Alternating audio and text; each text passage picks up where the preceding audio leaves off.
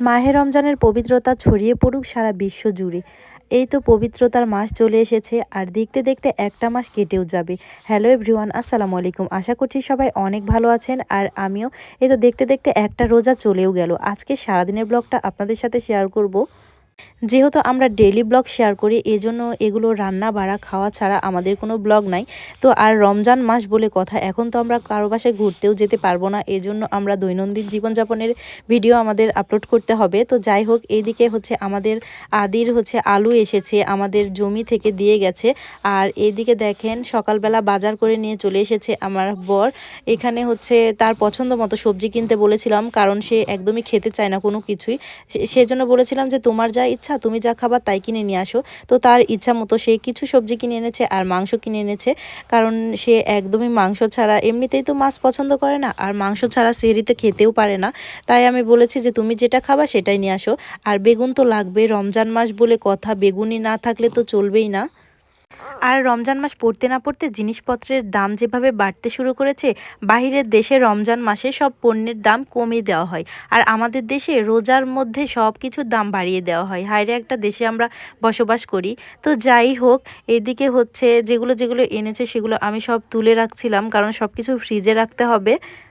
অনেক অসুস্থতার মধ্য দিয়ে রমজান মাসে এখন ভালো লাগছে, কারণ আমার শ্বশুর শাশুড়ি আমার কাছে আছে, বাসায় আছে। আর আমি এখন মানে কয়েকটা দিন অসুস্থতার থেকে আমি বুঝতে পেরেছি যে একা একা বাড়িতে থাকলে কি পরিমাণ কষ্ট হয়, আর আমার শাশুড়ি আসার পর থেকে কি পরিমাণ আমার যত্ন করছে, আর কাজকর্ম সব কিছু তিনি করছেন। আর আমার মেয়ের ঝামেলাটাও আমাকে একটু কম নিতে হচ্ছে। তো যাই হোক, এদিকে রমজান মাস আর রোজা রেখে সারাদিন গুড়ের শরবত না খেলে তো আমার চলেই না, এই জন্য গুড়ের শরবত খেতে হবে প্রতিদিন।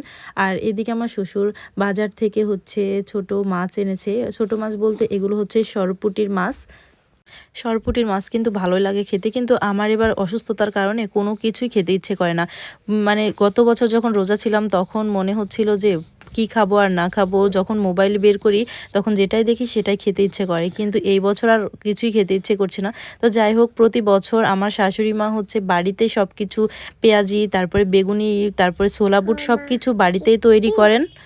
সারাদিন রোজা রেখে এগুলো তেলের জিনিস ভাজা পোড়া একদমই খাওয়া উচিত নয়, এগুলো স্বাস্থ্যের পক্ষে খুবই খারাপ। কারণ সারাদিন রোজা রেখে খালি পেটে যখন আমরা এগুলো ভাজা পোড়া খাই, তখন এত পরিমাণ গ্যাস্ট্রিকের সমস্যা হয়। কিন্তু দেখেন, আমাদের মুখরোচক খাবার তো চাই বাঙালি বলে কথা, আর এগুলো ভাজা পোড়া ছাড়া আমাদের ইফতারি একদমই চলে না। আর খোলা আকাশের নিচে সবাই মিলে ইফতারি করার কিন্তু মজাটাই অন্যরকম। আর আমার বর প্রতিদিন মুড়ি মাখাবে, এখন তার হচ্ছে প্রতিদিনের ডিউটি এটা, কারণ সে খুবই ভালো মুড়ি মাখাতে পারে। তার বাজে একটা অভ্যাস আছে, সে প্রতিদিন অনেক করে মুড়ি মাখায় কিন্তু পরে আর খেতে পারে না। তো যাই হোক, পুরো দিনের ভিডিওটা শেয়ার করলাম অল্প অল্প করে। কেমন লাগলো অবশ্যই কমেন্ট করে জানাবেন।